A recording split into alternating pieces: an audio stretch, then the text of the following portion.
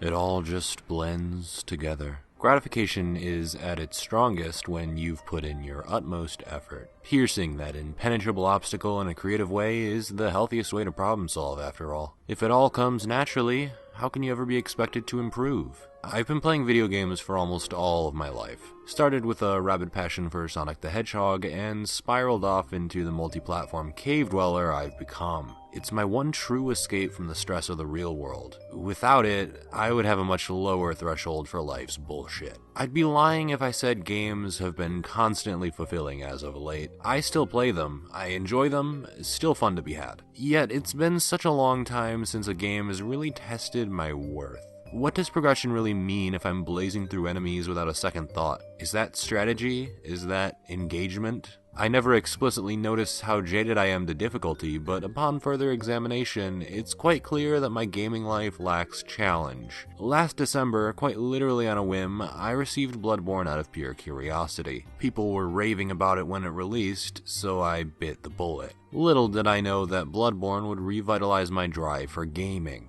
This game redefined what I look for in a video game, something that's constantly evolving as I mature and establish my own priorities. Bloodborne slapped me, kicked me, punched me, shot me, and dragged my corpse around town twice and back. I was unaccustomed to the life of challenge, so I persisted. I beat my first few bosses, and at that point, the drug had captured me. Overcoming near impossible barriers was, in and of itself, a reward. It was like an epiphany, a flashback to my younger years where persistence was key. I had to have more. So I played Dark Souls. I played Dark Souls 2. I played Demon Souls. I hungered for souls, slaughtering enemy after enemy to get my fill. And do you want to know something? It never got old. This is the magic of the Souls games. Despite having a surprising number of distinctions, they all kept me engrossed because I was being challenged. I wanted to see which boss was next, what new area there was to explore, what cool new weapons there were to toy with. It's a feeling of pure bliss. I'm biased, clearly. I love these games to death, and no one can get me to think differently. They're practically my children, and even though I have many qualms about them, to me, they represent gaming at its purest level. Let's go on a Souls journey. Just what is it that made me a Souls addict? We start with Demon Souls.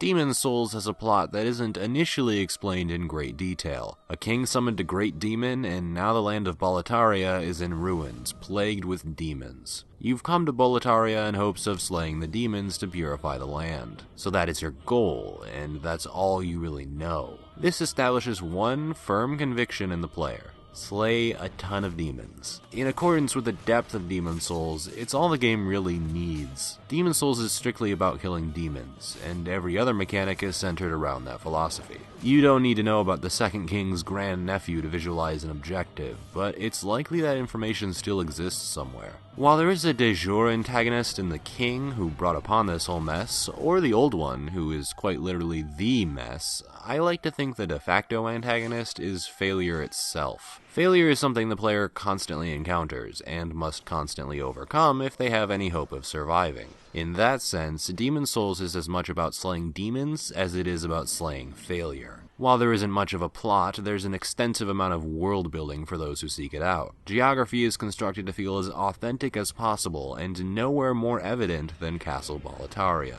There's one entrance surrounded by massive cliffsides. It's just one huge gate, of which the player has to lower in order to even glimpse the inner walls of the castle. The process of lowering the gate involves weaving in and out of the castle, climbing stairs, and running across castle walls. It makes sense for a castle to be constructed in such a convoluted way, and have the throne room be as deep into the fortress as possible. The architecture is very human in design, with shortcuts to key places and makeshift wooden barricades in preparation for a heavy siege. There's an air of solitude, and a message spelled out by the king that he does not wish to be fucked with. Contrast this with the Stonefang Tunnels, a very elaborate excavation site. The structures are set up in a way that makes it convenient for miners to travel through each tunnel and transport minerals to and fro. There aren't any royal guards here, just some fat officials sent to keep the workers in line. There's an air of monotony as long-dead miners continue to pick away at ore deposits and don't pay you any mind until you start bothering them. It's as if they've been conditioned to work for so long they don't even hold their own life worthy of protecting, only their ability to continue working. If I had to compare it to anything, it feels like a colony of bees serving their queen. The tunnel system is maze-like and confusing, and feelings of claustrophobia set in the further down you go. Eventually, miners stop appearing, replaced with fire-breathing creatures likely disturbed by the mining operation. Shortcuts involve a system of pulleys intended to transport minerals up and down, and the player uses this as a makeshift elevator system. It feels like a sprawling channel of tunnels, and rarely do the humanoid characters attempt to keep you out. This illustrates that Boletaria doesn't just look the part. The way you traverse environments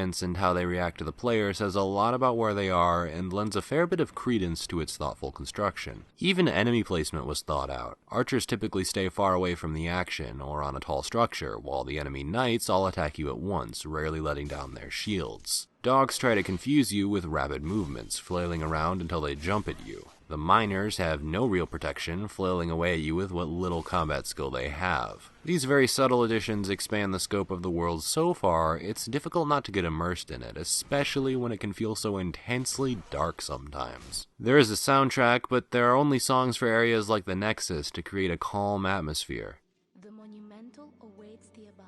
The monumental will explain the Nexus to thee. It's certainly more memorable than any of the other Souls games, and only used in places where it's appropriate to do so. You'll notice the lack of music when you're in a regular level dispatching enemies. Demon Souls rarely uses non-diegetic audio, meaning it doesn't often use noise that the player character wouldn't be able to hear. Through this, you can place yourself in the boots of the player, carefully navigating the eerie Latrian prison amongst the prisoners who rattle around in their cells. You hear the agony of a prisoner begging for you to let him out. You can hear a woman singing in the distance, growing louder and louder as you make it to their cell. You can hear the chimes of the bell-mated monsters patrolling the prison, who are terrifying not just in appearance, but also in their ability to stun you and rip out your insides, leaving you to sit and watch yourself perish.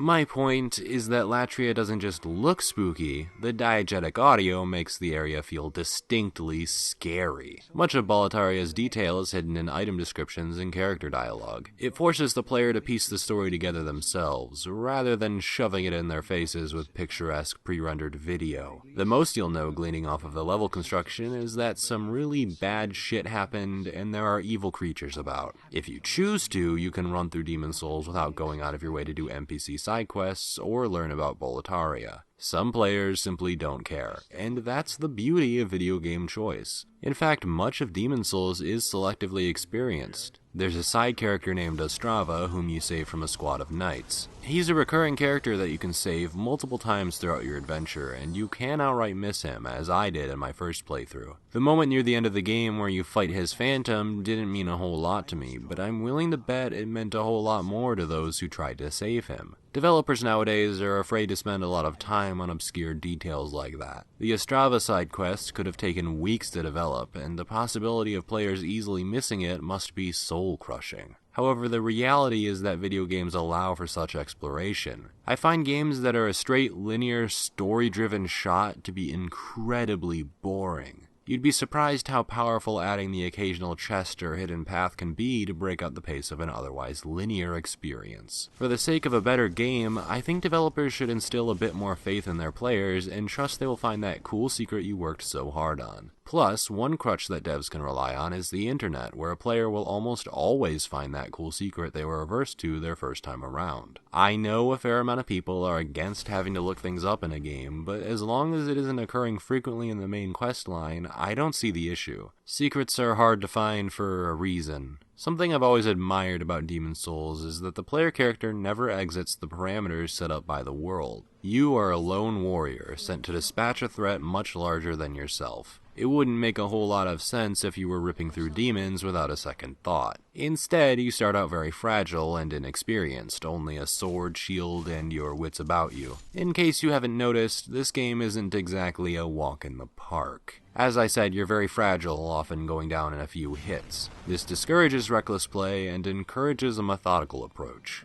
You have to attack when there's an opening, and defend as soon as possible to avoid a counter. If you're really confident you understand the timing, you can even parry attacks, allowing you a riposte as a fitting reward for anticipating the attack. It's all about timing, patience, and common sense to carry you through, and one simple misstep can lead to your demise. A key part of this rhythm is the stamina bar. The way this bar behaves is largely responsible for the strategic depth of the combat. Raising your shield blocks attacks, but your stamina will regen slower. In order to increase the recovery speed, you have to lower your shield and leave yourself open. It's all about blocking, hitting, backing away, and letting that bar regenerate. Knowing enemy attack timing is key, and you can finish the fight quicker with a skilled parry. The genius thing about the stamina bar is that it gets used up with literally every action you perform. You can't just spam the attack button or you won't have enough stamina for a roll or block. Then you're SOL. It's not something players are likely to pay attention to, but this combat depth causes people to perceive the Souls games as being extremely difficult because it's a lot more involved. This is why the Souls games marketing aggressively pushes this asset, since it's what initially made the game stand out in a crowd of increasingly easy games.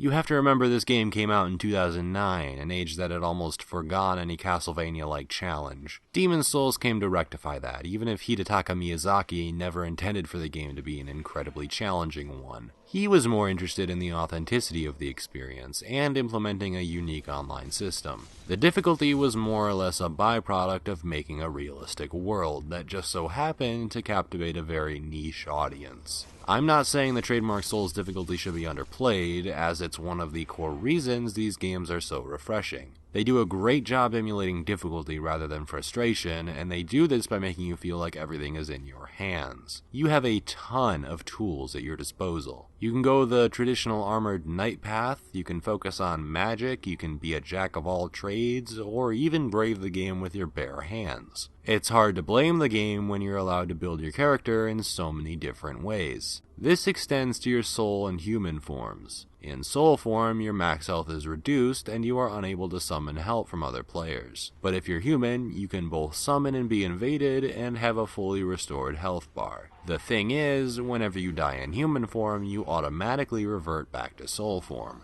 The only way to become a human again is by killing a boss or using a shard of archstone. I really like this penalty for death, since it isn't overly cumbersome, but it still provides an incentive for the player not to act recklessly in fear of dying. I think it's a very fair way to teach the player not to be a reckless asshole and run into a room when they have no idea what's coming up next. It's not as if the combat is super complicated anyway. The AI is quite competent, some of them fairly brutal, however, no matter how powerful your weapon is, you can always get through a challenge through sheer force of will. Enemies respawn after you die, making you fight those enemies again and prove yourself once more. You can't get to the next checkpoint without killing the area boss, meaning if you die to the boss, you need to make your way there once again. This isn't usually an issue as long as you can open up a shortcut to the boss, so it isn't as painful as it might sound. You'll also be fairly prepared, since it's likely you'd have to face the same enemies over and over again. While it is nice that the game forces you to learn enemy patterns, it can become quite tedious because of how difficult some of the bosses are. There are moments where you'll traverse the fog into a boss not knowing what to expect, only to get pummeled seconds later and respawn back at the Archstone. This is very much the Demon's Souls experience, and it's fine as is. There's nothing inherently unfair about it, as it's very possible to adapt to the boss immediately, learn its moves, and come out on top on your first try. Not very likely, but possible. Demon's Souls isn't riddled with trial and error level design, provided you are cautious. But, for the people who were taken aback and killed, this means to keep learning his attacks, you have to run through the same shit over and over and over again. This is a level of tedium that's hard for me to ignore. Enemies stay in the same place every time, they do the same stuff, and eventually you'll probably end up just running past everything and succeeding only 50% of the time. There are some enemies that you just cannot run past, like the Bell Maiden on the path to the Man-Eater fight. The Man-Eater is a notoriously difficult fight, and I died a ludicrous amount of times trying to beat it. This meant that I had to run down a long bridge, up a long-ass flight of stairs, and fight the Bell Maiden, who is quite difficult and can insta-kill you if you aren't high enough level. Imagine me having to go through that 30 times in a row. Not fucking fun. Thankfully, the bosses make up for this by being extremely unique. Some bosses are quite easy, like the Phalanx and the Tower Guardian, but those are more so because they're the first two bosses. Once you get to the Flame Lurker and the aforementioned Man-Eater fight, things get a lot more intense. I've always viewed a boss fight as a test of your ability. It blocks your progress, and if you want to keep moving on, you absolutely must persevere. It's very important that bosses don't appear too easy, as they can easily become pointless time wasters. It's also important they aren't absolute bullshit. The player needs to feel like they have control over the battle, no matter how relentless the boss may be. It can't be throwing out everything it has at once and vaporizing the player, unless your name is Sans. It has to have weaknesses, or it'll feel too much like a luck-based encounter. This is the fine line Demon's Souls walks so elegantly. Bosses appear threatening. The Tower Knight is shown, well, towering over you, leaving you with a feeling of helplessness. The Flame Lurker bursts into the room, engulfed in flames, showing that he's quick and deadly.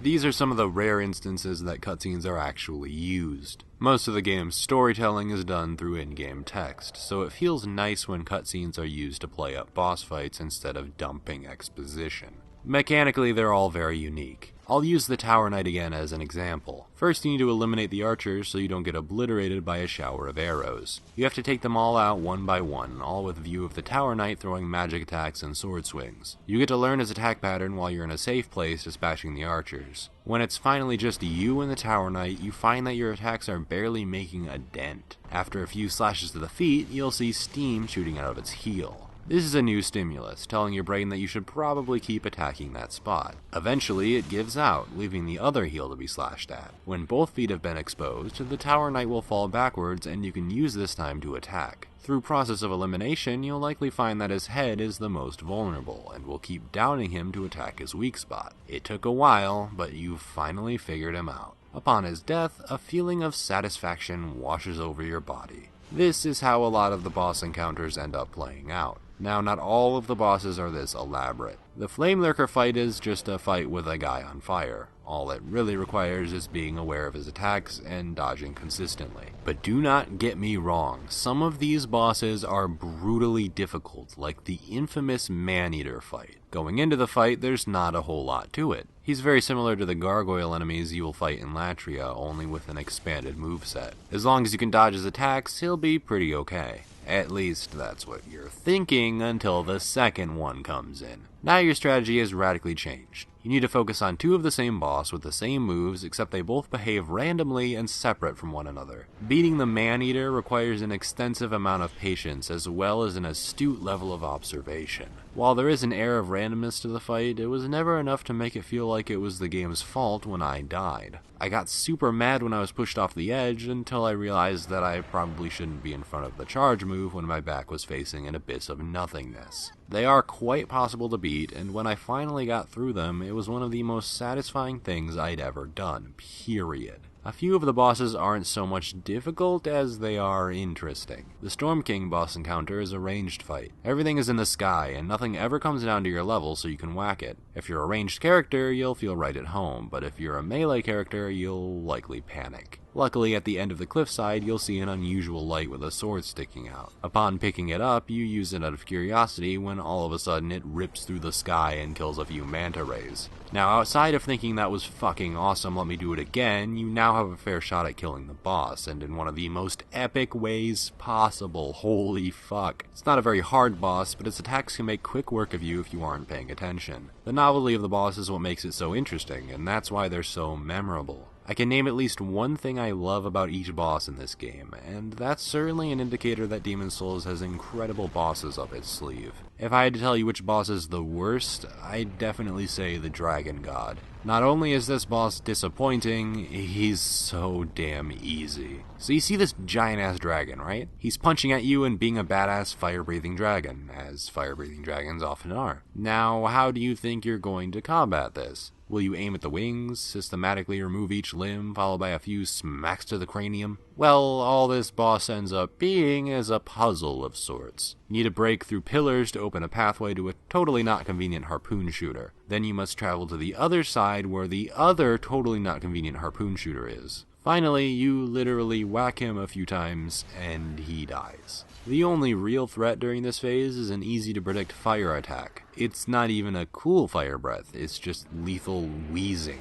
I think if this boss was anything other than an archdemon, I'd cut it more slack. But this thing looks so threatening that it was terribly anticlimactic dispatching him on my first try, especially having just defeated the Flame Lurker. It also could have been a bit more involved, maybe make you fight a part of his body after shooting a harpoon. That way there'd be a cool synergy with the player running to the harpoon to weaken the dragon so he's easier to dodge or hit. As it stands, he's pretty disappointing, but all of the other bosses fit the bill, so I think it's alright. It sort of just feels like they threw the Dragon God in without any creative insight, and then that was that. So all of the aforementioned ideas culminate into a feeling of progression. A reason to keep trudging on through a bleak and desolate world. Killing area bosses nets you a shit ton of souls, which you can trade in to level up your stats or upgrade a weapon. Not only do you have tactile experience once you get used to the controls, you also have statistical experience to help make things a bit easier and to reward you for a tough fight in a way other than the pure joy of making it out alive. Largely, the experience is as follows. Go into a level, kill everyone, pillage every item, fight the boss, come back to the Nexus, level stuff up, change up your inventory, go to the next level. The reason I wanted to keep going and never felt like I had to keep going was because of the curiosity this game instills in you from the moment it starts. It leaves the story, world, bosses, everything ambiguous. It's all left up to your imagination as you explore the world and find new things. Finding a new area was always so exciting. I just love looking off into the distance and appreciating this game's graphical prowess, still managing to amaze me a generation later. You'd be hard-pressed to find a moment in Demon's Souls where the progression is halted, since you have so much freedom to explore whatever levels you want. Demon's Souls sets up 5 different levels and lets you choose between them once you kill the Tower Knight. So if you're struggling with the Stonefang tunnels, you can switch over to the Shrine of Storms. This is just another subtle thing that makes it very hard to get frustrated with Demon's Souls. There was only one point where I hit a very, very minor wall when I was up against the Maneater and the Flame Lurker. I just couldn't get past these guys, even when they were the only things left, especially the Maneater. I saved him for last, but luckily I got through him before I felt like throwing my controller across the room. This means the flow of the game is mostly uninterrupted, and there's rarely a time where you've hit an absolute brick wall. The non-linearity of level selection paired with the linearity of the level construction is a powerful combination, allowing the game to focus on difficulty and specific level construction while not sacrificing the feeling of choice the player has to tackle levels in any order. In that sense, it's almost exactly like Mega Man. There aren't many points in the game where you'll be caught completely off guard thanks to the unconventional online system. I'd say the way the Souls games handle their online component is the most unique thing about them compared to other games. Other players can write messages on the ground, warning people of treasure ahead or an incoming tough enemy. It's a great way to help other players, but it can also be a great way to troll them. For every tough enemy ahead, there's a treasure ahead placed before a bottomless pit. You need only browse the Steam reviews of Dark Souls to see just how trollish these fans can be.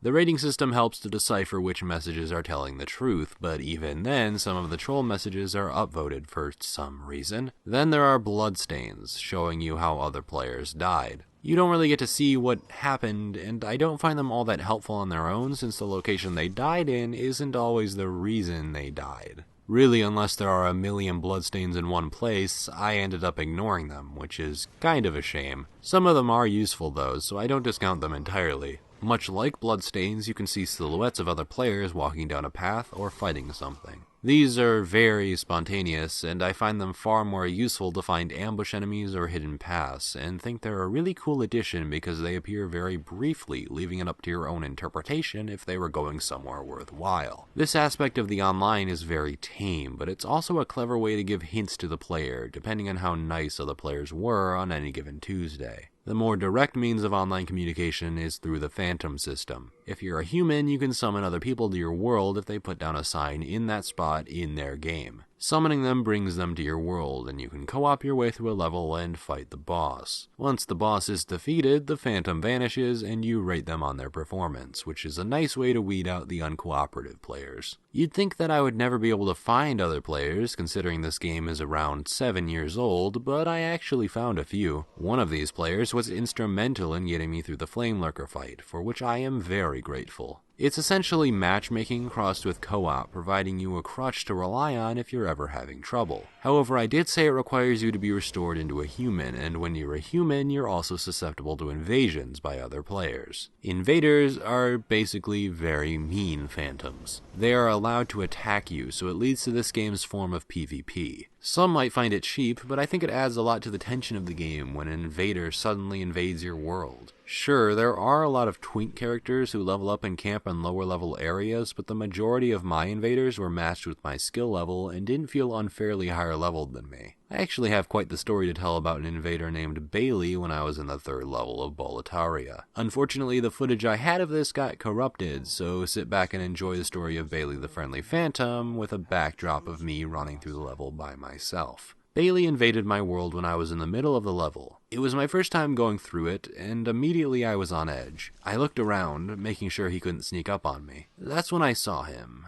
across a small gap. He rolled over and made his way up to me. I play a very defensive character, so I block and wait for him to attack. However, he didn't attack. Instead, he ran up the hallway next to me and started going through the level like normal. I was still cautious, but eventually I started following him. He was much higher level than me, one-shotting all the enemies before I had a chance to think about what was even happening. I sat behind him, whoring out on a bunch of souls, and before I knew it, I had a stockpile of them, and we had cleared the entire area in less than 5 minutes. I geared up, expecting a fight at long last, but he simply waved at me and left my world. At that moment, I realized he was helping me, and I chuckled to myself. This was when I realized how genius this online system is. A total stranger invaded me, made me feel like I was about to be attacked, but instead he cleared out the level for me. It plays into another thing I love about Demon's Souls, which is linked into how video games function as a medium. The individual experience. The most precious thing about any Souls game is your first run through the game. It's very mysterious, and you hardly ever know what's coming next. Stories like Bailey the Friendly Phantom are part of what made my first playthrough so unique. It makes Demon's Souls a very personal experience, trying to find out what's ahead and receiving help from total strangers. It's such a surreal feeling to chronicle a story you can share with everyone around you. It strikes at the heart of Demon's Souls, and this is why I feel like it's a truly unforgettable experience, and still stands on its own compared to its sequels. There's a phrase I like to coin called first game syndrome, where first games in a series are almost always eclipsed by subsequent sequels. Metal Gear Solid has it, Crash Bandicoot has it, Pokemon has it, Mega Man has it. Usually first game syndrome goes to show just how amazing the sequels are. But I can't say I can pick between Demon's Souls and Dark Souls, since they both have so many pros and cons that it just comes down to personal preference. Demon's Souls is, and always will be, one of the most immersive experiences you will ever have. It's challenging, engaging, and most importantly, it's so fucking addicting. But it didn't end there. Oh no siree. Namco Bandai came in and swooped up From Software to keep making Souls games. Their sequel project? Dark Souls, a spiritual successor, if you will, to Demon's Souls. Next, I'll be going over how Dark Souls fares as a sequel to Demon's Souls, in addition to my own analysis of the game on its own. Until then, have a fantastic day, and certainly have yourself some well-deserved fun today.